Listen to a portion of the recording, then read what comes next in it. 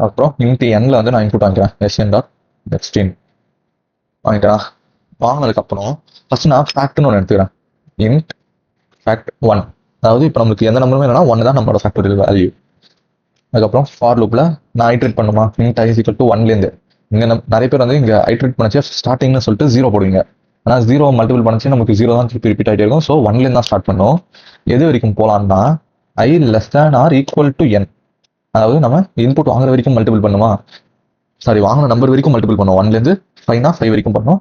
அதனால ஐ plus plus. So 1 2 3 அந்த மாதிரி வரும். இந்த இடத்துல fact is equal to fact into ஐ.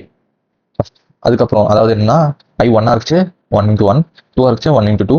அது வந்து 2 தான் இருக்கும். திருப்பி ஐ 2 இருந்துச்சு 2 2 4 அந்த மாதிரி மாறிக்கிட்டே இருக்கும்.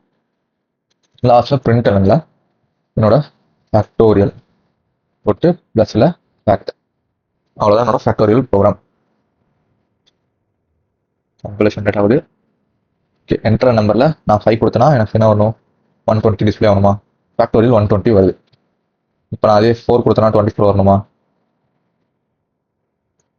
ஸோ 4